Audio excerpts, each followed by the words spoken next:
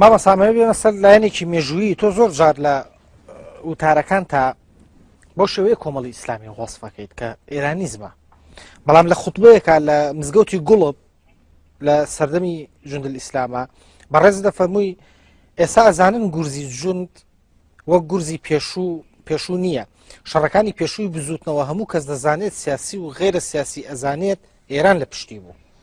باش ئەگەر کۆمەڵی ئیسلامی ئێستا تۆ بم هێنە تۆمەتبار بکەی پێشتر تۆ لەناو بزوتنەوەی ئیسلامیە و لەو سەردەمەی کە تۆ باسیەکەی باڵادەست بوویت و ئەندامی مەکتەبی سیاسی و یەکێ لە سەرکردە زۆر دیارەکانی بزوتنەوەی ئیسلامی بوویت.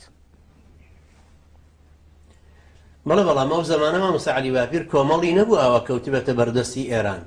مەبەستم ئەوەیە خەتێکی ئێرانیزمی ببوورە بەڵام لە بەرامبەر خەتە سەلەفیە ئوسوڵیەکەی ئێمە هیچ دیار نەبوو. بەڵێ ببوورە مەبەستم ئەوەیە ئایا ئەو کاتە لەو لایەنەوە دنە بەڵێ کە تۆ بۆ شێوەیە بزوتنەوەی ئیسلامی بۆ شێوەیە بزوتنەوەی ئیسلامی وەسفەکەی لە کاتێکا خۆت یەکێ لە سمبولەکانی بزوتنەوەی ئیسلامی بووی و تا ئێستاش خەڵک وەکو سمبولێکی بزوتنەوەی ئیسلامی سەیرەکە چۆن ئامادە بوویت لە حیزبێکا کار بکەیت کە ئێران لە پشتی بێ؟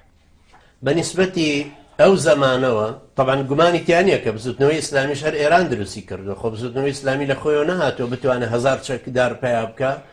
هیچ گومانی تیانی ئەو کاتە زمانی حربی عراق و ئێران بوو و هیچ جۆرە تەفاهمێک لەگەڵ حکوومەتی مەرکەزی نەکراوە، ئیسلامیەکانیش بە شێوەیەکی گشتی لەگەڵ مەشروعی کوردیەکەیە بوون وەکو بزوتنەوەی ئازادی خوازی کوردی.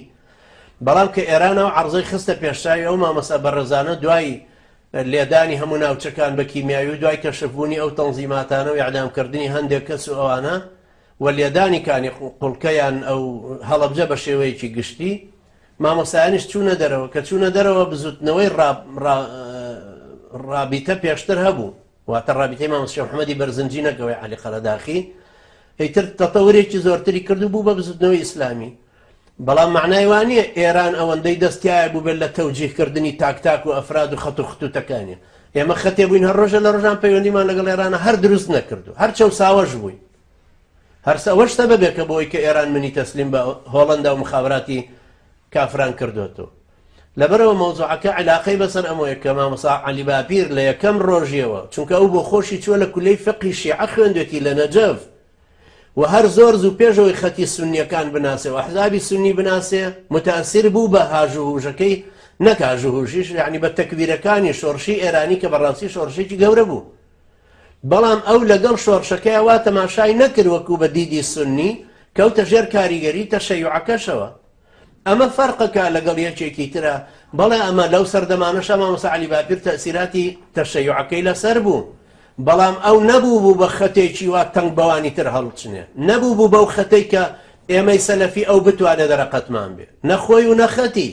بەڵام وەختە کە ئینشقاقەکان یەکێتی و ئێران وەکو زەواجی متعە کردیان ئەم مەلۆتکەی لێ پیا بوو